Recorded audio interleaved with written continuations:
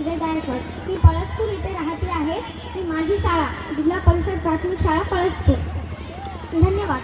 मुजरा माझा शिव छत्रपती शिवरायांना, रयतेच्या राजाला, ज्याचा भक्तीला जोर नाही, शौर्याला तोर नाही, जो अथांग आहे सागरा समान, तो सूर्याची शान, स्वराज्याच्या मनातला धगधगता स्वाभिमान, आणि काळीच आहे सह्याद्री, त्याला शंभूचा अभिमान, त्याला शंभूचा अभिमान, जो मराठ्यांचा भव्य आसमंत आहे, कृपा पवंत आहे, दयेचा वसंत आहे, ज्यांच्या खुशीतून स्वराज्याचं देखणं उद्यात आलं, त्या म्हणजे राजमाता राष्ट्रमाता जिजाऊ आई साहेब. नाजूक कीर्तनाची लहरी ज्ञानदीप लावू जनी, कीर्तनाच्या माध्यमातून समाज प्रबोधन करणारे संत तुकोबाराय. हातात दिवसभर खराटा घेऊन गाव स्वच्छ करायचं आणि रात्री कीर्तनाच्या माध्यमातून लोकांचं डोकं स्वच्छ करायचं, असं काम ज्यांनी केलं ते म्हणजे संत गाडगे बाबा. गोरगरिबांच्या घरापर्यंत शिक्षणाची गंगा पोहोचवणारे डॉक्टर कर्मवीर भाऊराव पाटील. आज ज्या मुलींना ज्यांच्यामुळे खऱ्या अर्थाने शिक्षण मिळालं, आज माझ्यासारखी सामान्य मुलगी इथे येऊन बोलू शकते, त्या म्हणजे सावित्रीबाई फुले, महात्मा फुले, ज्यांनी प्रदान केलेल्या राज्यघटनेवरती साऱ्या भारत देशाचा कारभार चालतोय, ते म्हणजे विश्वरत्न डॉक्टर बाबासाहेब आंबेडकर. प्रथमतः या सर्वांना अभिवादन करते आणि माझ्या भाषणाला सुरुवात करते. प्रति प्रचंड लेखेव वर्धिष्णु विश्ववंदिता, सहस्रो शिवशेषा, मुद्रा भद्राय राजते. लॉर्ड माउंट बॅटन म्हणतोय की शिवाजी महाराज जर इंग्लंडमध्ये जन्माला आले असते तर आम्ही पृथ्वीवरच काय पुऱ्या ग्रहावरही राज्य केले असते, तर आम्ही पृथ्वीवरच काय पुऱ्या ग्रहावरही राज्य केले असते. नेताजी सुभाषचंद्र बोस म्हणतात की हिंदुस्थानाला जर स्वातंत्र्य मिळवून द्यायचे असेल तर एकच पर्याय आहे, शिवाजी महाराजांप्रमाणे लढा. स्वामी विवेकानंद म्हणतात की शिवाजी महाराज तर हिंदुस्थानाची ऊर्जा आहे जी हिंदुस्थानाला स्वातंत्र्य मिळवून देण्यासाठी गरजेची आहे. इंग्रज गव्हर्नर म्हणतात की शिवाजी महाराज जर अजून 10 वर्ष जगले असते तर आम्हाला पूर्ण हिंदुस्थानाचा चेहरा सुद्धा पाहता आला असता. आशिया खंडातील सर्वात मोठ्या साम्राज्याचा बादशहा औरंगजेब म्हणतोय की काबूल पासून कंधार पर्यंत माझ्या दैगुर खानदानाने मुघली सत्ता निर्माण केली आहे.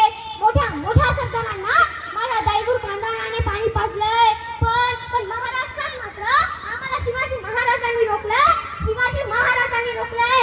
अरे आज प्रत्येक माझ्या पित्याला वाटतं की माझ्या घरात शिवबा जन्माला यावे, माझ्या घरात जिजाऊ जन्माला याव्या, पण कसे घडतील शिवबा, कसे घडतील जिजाऊ, भाचं काहीच नाहीये. आमच्या घरात आहे ना, आहेत ना मम्मी मॉम, मग सांगा ना कसे होणार संस्कार.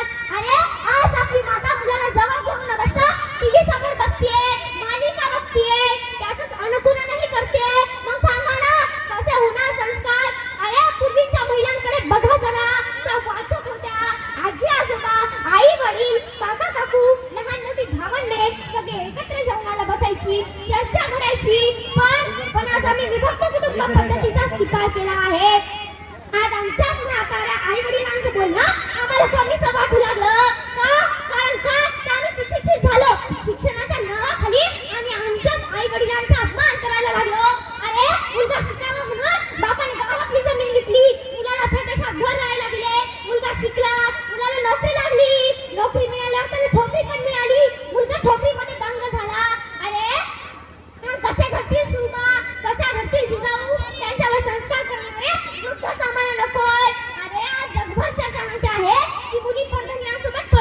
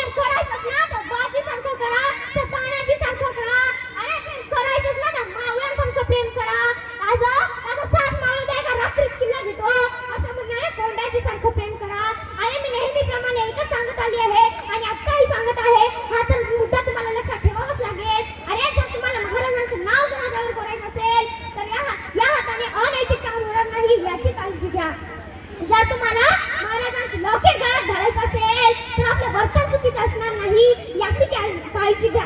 जर तुम्हाला महाराजांच्या अंगठ्या बोटात घालायच्या असतील तर ही बोटे कोणाचा द्वेष करण्यासाठी नाही याची काळजी घ्या. जर तुम्हाला महाराजांचं शर्ट अंगात घालायचं असेल तर हा शर्ट दुसऱ्या कोणत्या चुकीच्या ठिकाणी जाणार नाही याची काळजी घ्या. आणि जर तुम्हाला महाराजांचं नाव कोणात घ्यायचं असेल तर या कोणाने दुसरा कोणता व्यसनी पदार्थ निघणार नाही याची काळजी घ्या. धन्यवाद. तर आता आपल्याला एक नीट उभं राहायचं आणि शिवगर्जना घ्यायची आहे. पसंत हो गया महाराज